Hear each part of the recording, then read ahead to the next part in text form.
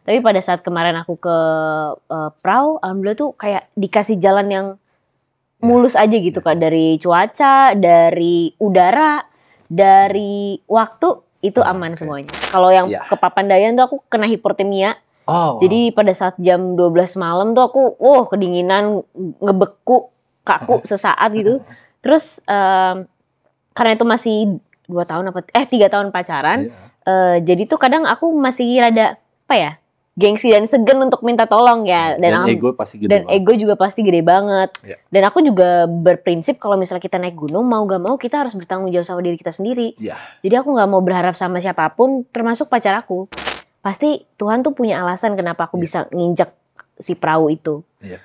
Akhirnya aku bilang enggak. Pasti nanti di atas cerah kok. Pasti di atas kena matahari, terus pemandangannya bagus.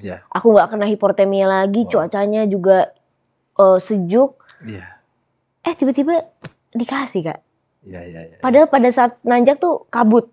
Tapi pas di atas setelah aku positive thinking itu dan aku berdoa kalau emang ini takdirku dan emang ini rezekiku dapat pemandangan yang bagus, tolong kasih. Dikasih akhirnya.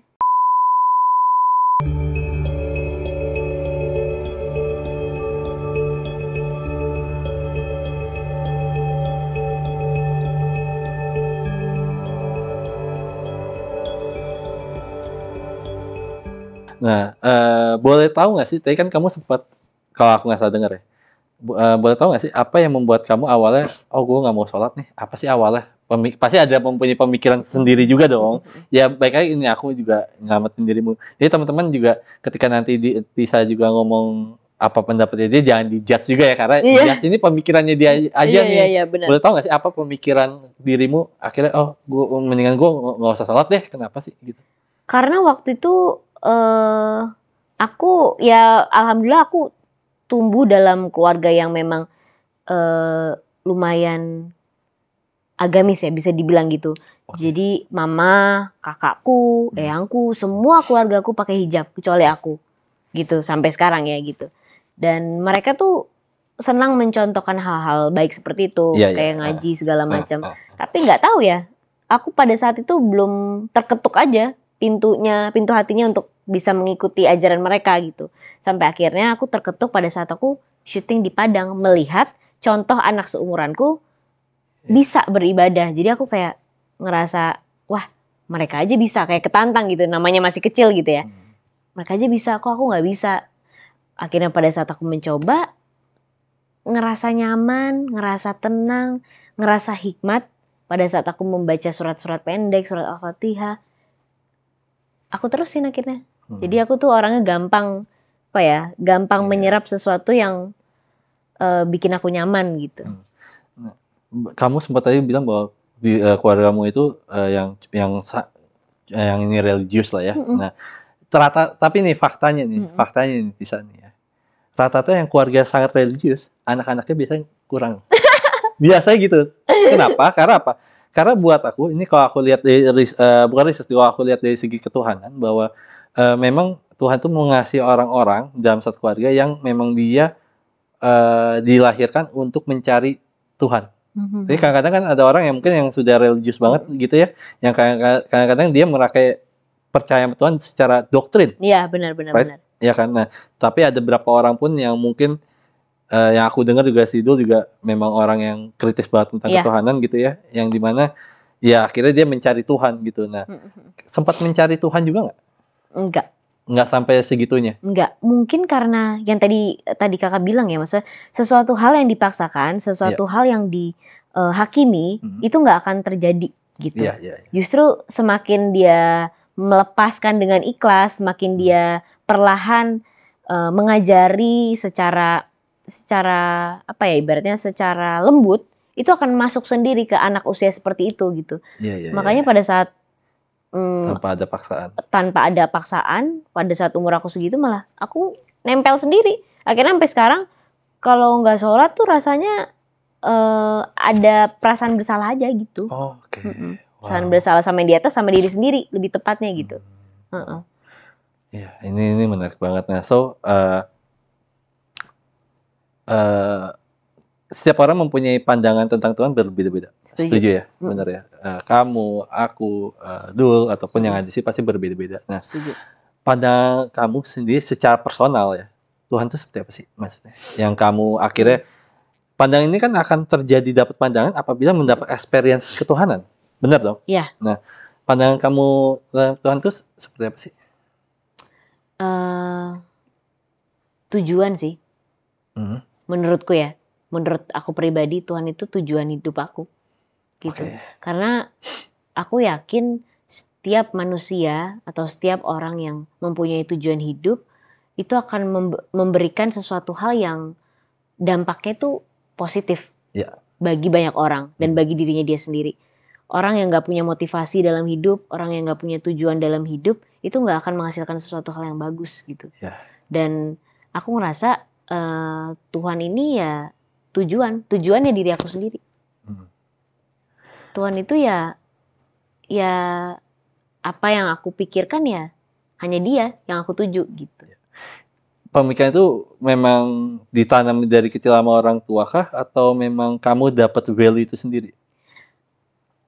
Yang kedua sih gitu. Kalau dari orang tua ya basic banget basic ya, aja, basic sholat gitu. Dan ya mengajarkan aku untuk menjadi orang baik, terus abis itu tentang agama ya pasti diajarin ya selayaknya orang tua yang baik pada umumnya. Tapi kan semakin dewasa tuh kita semakin sadar gitu bahwa pemahaman tentang agama, tentang Tuhan tuh beda-beda. Pasti. Dan aku walaupun satu agama pasti walaupun beda-beda. Satu agama tapi beda-beda. Dan apa yang aku pikirkan tentang Tuhan ya sejauh ini itu adalah tujuan hidupku gitu. Jadi apa yang aku tuju hanya dia yang aku tuju. Gitu. Wow. D-nya pakai huruf besar, dia. Kenapa ditekankan ya? Jadi bingung kita dia gitu kan, hanya dia yang aku tuju. Nah, dari perjalanan spiritual kamu pun aku juga menarik banget tentang perjalanan karirmu juga. Benar. Yang dimana kamu itu pernah dapat Piala Citra ya kalau nggak salah. Piala Citra. Peran anak terbaik. Ya. Nah itu gimana tuh? 2014 kalau nggak salah kan. Ya itu nggak aku sangka-sangka. Jadi pada saat syuting juga aku ngerasa kayak main-main aja, happy-happy aja. Kayak aku ngerasa ya aku kerja bukan untuk mencari uang waktu umur situ, tapi aku kerja karena untuk mencari kesenangan aku di bidang lain selain sekolah. Karena aku ngerasa ya kesenangan atau pembelajaran hidup nggak cuma dari sekolah aja, tapi bisa dari lingkungan juga. Bahkan mungkin lebih besar dari sekolah gitu. Nah, dengan kamu dari kecil sudah berakting, maksudnya nyanyi dan sebagainya. Kamu dari kecil juga udah sempat nyanyi atau apa? Iya kan? Iya, benar. Nah, itu pasti ada hal-hal yang mesti dibayar. Bayar itu masih dikorbankan, right? Iya. Ya kan? Nah, itu gimana tuh ketika kamu dari kecil berkarya seperti itu, waktu main kamu kan pasti berkurang. Maybe. Nah, itu gimana? Aku nggak tahu ya Kak. Itu pada saat aku usia segitu, kok aku tuh udah punya pikiran ya kalau hidup itu pilihan. Iya. Aku ngerasa terlalu muda mungkin untuk bisa punya pemikiran hidup itu pilihan. Tapi itulah yang bisa membuat aku bertahan dan konsisten di dunia entertain sampai sekarang. Jadi apa yang aku pilih ya memang itu yang terbaik gitu buat kehidupan aku. Dan gak bisa kita maruk ngambil keduanya. Pasti. Bahkan kalau misalnya disuruh pilih sekolah atau film, ya aku udah bisa memilih pada saat itu. Film aja deh. Aku gak tahu kenapa itu alasannya. Yang jelas aku tidak bilang sekolah itu tidak baik.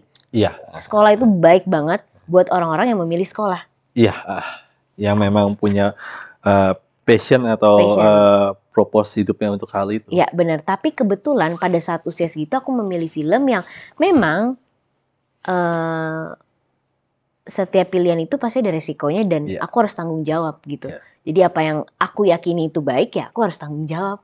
Jadi kenapa aku memilih film ya udah resikonya kayak gimana tanggung jawab sendiri gitu. Kata orang tua aku ya gitu. Nah dengan kesibukan kamu banyak seperti itu sempat kepikiran nggak dulu? Nggak tahu dulu mungkin udah ada cuman jarang kali ya homeschooling gitu sempat kepikiran ya? Homeschooling aku dari kelas 5 gitu. until SMA. Nah itu gimana tuh?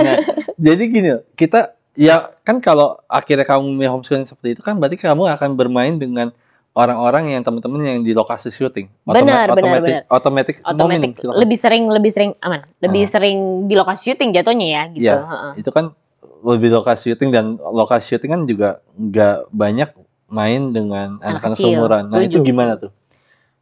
Kebetulan waktu itu aku ngambil homeschooling yang memang aku langsung datang ke sekolahnya, Iya. ketemu sama teman-teman seumuran aku, jadi memang ada pilihan seperti itu. Tapi ya secara reality ya memang lebih banyak aku di lokasi syuting. Otomatis aku harus bergaul sama orang-orang yang lebih tua dan juga harus beradaptasi dengan bercandaan-bercandaannya mereka gitu. Jadi ya mau gimana gitu kan, karena orang tua aku udah ngasih ultimatum itu kalau misalnya aku memilih film harus tanggung jawab dengan apa yang aku pilih, ya aku menerima itu semua. Wow. Sampai sekarang makanya aku bisa menerima setiap takdir yang Tuhan kasih. Nah, so aku ngobrol lebih deep lagi nggak apa-apa ya? Boleh dong. Nggak apa-apa ya. Nanti kalau memang nggak nyaman atau apa bisa di-cut atau minum dulu kali ya. Iya silakan. So sebelum aku ngobrol lebih lanjut sama Tisa nih ya, buat teman-teman nih yang suka banget dengan konten TPS ini, dengan mungkin hari ini kita kedatangan teman perjalanan spiritual kita nih, Tisa, yang dimana kalian boleh loh kalian ngasih support dengan cara kalian boleh like, comment, dan subscribe pastinya, dan pastinya juga kalian di bawah itu ada namanya love, yang tulisannya tengahnya S, the big love. Kalau gue bilang kalian boleh ngasih berapapun tips buat konten ini. Siapa tahu konten ini dengan kalian mengasih tips itu bisa memperbaiki dari banyak hal. Nah, so balik lagi kita. Ya. Aku lebih deep nggak apa-apa ya? Boleh dong. Nggak apa-apa ya. Kamu lahir di keluarga yang seperti apa sih? Aku itu dari keluarga Jawa. Okay. Jadi papaku itu asli Jogja, Yeah. mamaku tuh orang Purworejo. Yeah. Memang aku dilahirkan atau tumbuh dengan pembelajaran tentang Jawa, mau gak mau gitu, karena memang kedua belah pihak tuh dari Jawa, dari cara bicara, dari cara duduk, dari cara berjalan mungkin, atau melewati orang ketika sedang duduk, dan segala macam itu yang memang rata-rata aku belajar dari apa yang orang tua aku pelajari di Jawa gitu. Oke, nah aku mau nanya tentang orang tua nggak apa-apa ya? Gak apa-apa, aman. Nah, so biasanya anak perempuan itu kan biasanya kalau anak laki biasanya dekat sama ibu. Nah, kalau anak perempuan dekat bapak. Nah, boleh cerita dikit nggak sih bapak kamu udah nggak ada? Iya, udah nggak ada. Tahun lalu. Iya, nah itu gimana tuh perasaannya tuh? Maksudnya kan biasa yang perempuan pasti kan deket nempel banget sama bapak kan, apapun bisa curhat biasanya bapak. Nah itu gimana tuh? Iya bisa dibilang gitu ya. Kita tuh, aku kan punya kakak ya. Kita tuh berempat selalu bareng-bareng. Oh.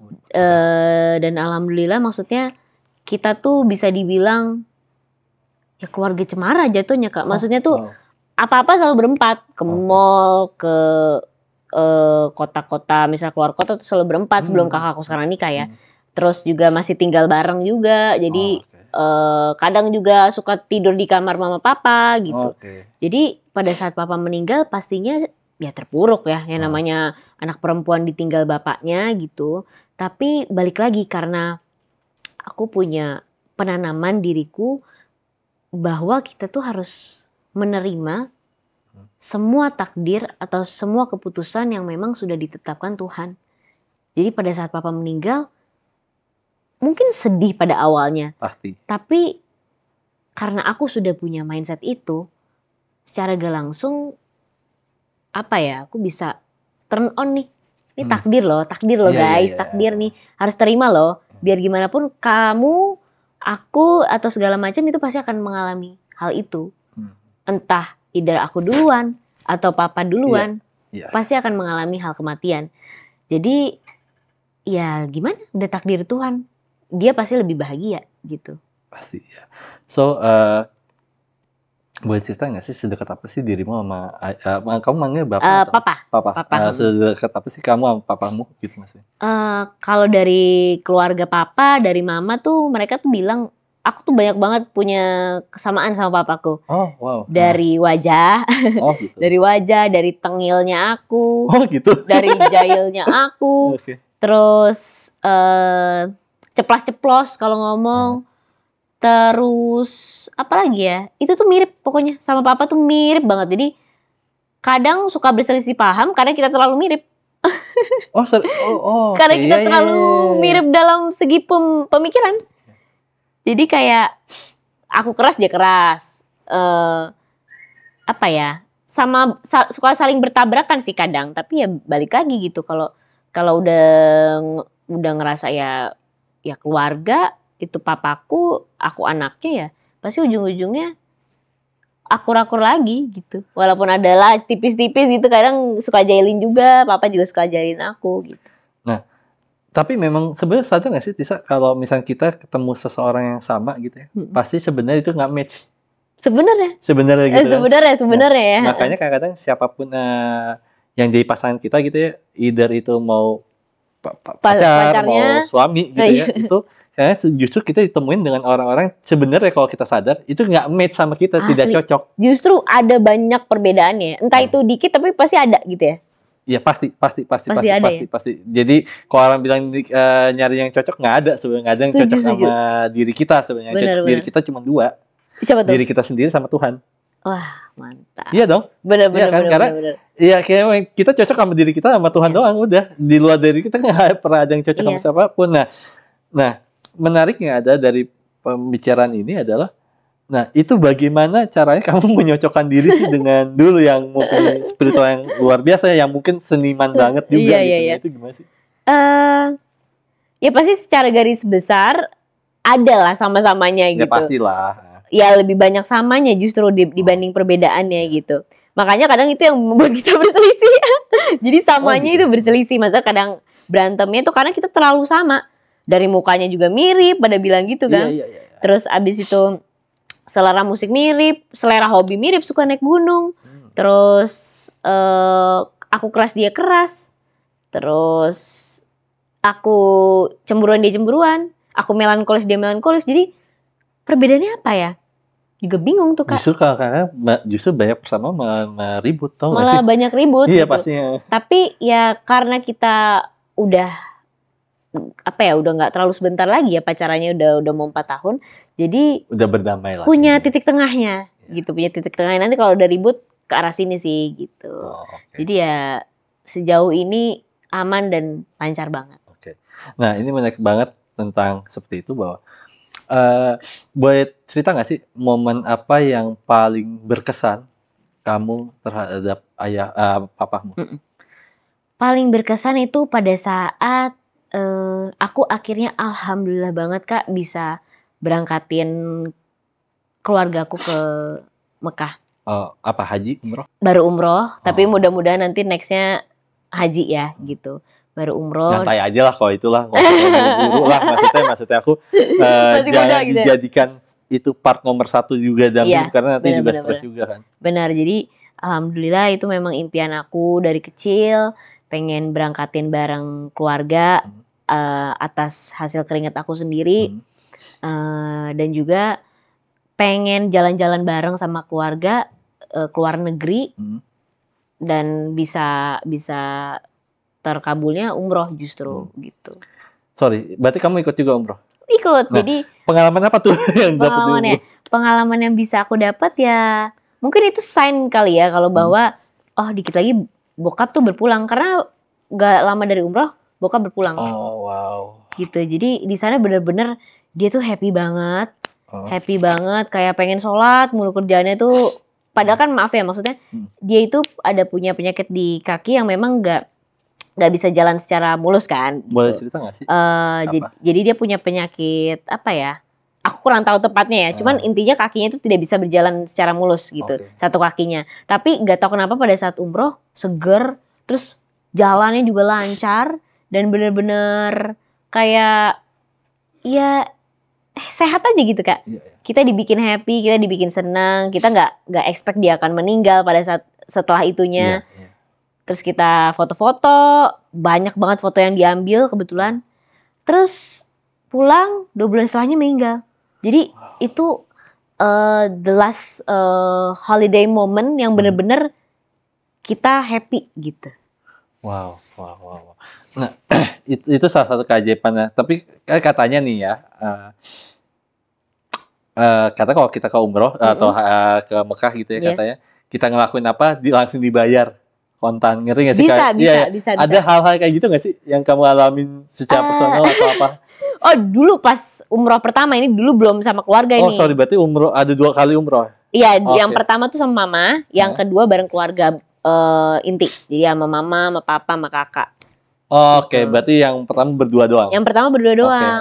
Itu tuh, jadi kan yang namanya orang manusia tuh kadang ada hal yang gak cocoknya ya kayak. Pasti. Ada hal gak cocok, terus kebetulan aku tuh di umroh pertama itu dapet partner umroh atau temen satu grup lah gitu, yang memang kurang cocok sama aku gitu. Jadi mungkin ceritanya nggak bisa aku ceritain kenapa nggak cocoknya, tapi intinya nggak cocok aja. Nanti habis dari sini aja, habis ini gimana ceritain nggak apa-apa ya. Nggak cocok sama aku sama mama. Akhirnya kita ngomongin dong itu orang pada saat umroh. Kita ngomongin sambil jalan, jadi dari masjid Madinah kalau nggak salah, dari Madinah ke hotel. Padahal tuh hotel deket banget kak, hotel ke masjid tuh deket banget. Tapi nggak tahu kenapa, kok nggak nyampe hotelnya ya pada saat aku ngobrol, kayak disasarin terus. Gitu. Jadi kita ngobrol saking asiknya mungkin, terus lah, ini padahal patokannya ini loh, kok ini nggak nyampe ya? Coba pakai maps gitu kan, pakai maps. Udah tuh pakai maps ya, tetap nyasar dong kak. Nah itu pelajaran yang aku ambil, dikarenakan kita ngomongin orang. Kita ngomongin orang yang memang kita nggak tahu dia tuh sebenarnya jahat atau baik ke kita. Mungkin kitanya yang salah gitu menurut Tuhan. Ya pokoknya intinya kita ngomongin orang aja. Gibah itu paling menyenangkan. Gibah paling menyenangkan. Memang iya sih. Disasarin dan itu jauh banget kak, yang harusnya cuma 2 menit mungkin jadi 15 menit kali ya. Apa setengah jam mungkin. Dan itu bikin aku kayak, waduh nih di Jakarta aku kebanyakan gibah kali ya. Jadi dibalas sama Tuhan. Iya banyak hal-hal yang menarik juga di sana gitu. Terus apa yang paling menarik lagi di pas saat umroh? Oh, ada lagi juga nih, aku dibales sama Tuhan juga nih di sana. Jadi waktu pas aku umroh, semua itu tergantung pasangannya dulu kak. Oke. Tergantung orang yang bersama dia, gitu. Jadi mungkin akan menjadi berat ketika aku memang tidak penasaran dan tidak punya rasa ingin tahu terhadap itu. Kamu nggak ingin tahu? Aku ingin tahu, gitu. Aku ingin mengenal dia lebih dalam. Aku mencintai keluarganya, begitu pula juga dia dengan segala kekurangan dan juga kelebihannya. Makanya aku merasa pada saat dia membahas filsuf, tentang sufi, tentang Jalaluddin Rumi, tentang apa tuh? Ibnu Athaillah, masalah ada ya, Al-Ghazali. Al-Ghazali. Aku pernah sih belajar sama dulu berdua nih tentang syariat, hakikat, makrifat. Syariat, tarekat, hakikat, makrifat. Syariat, tarekat, hakikat, makrifat ya. Wow, empat itu yang jadi pelajaran untuk hubungan kita berdua gitu. Jadi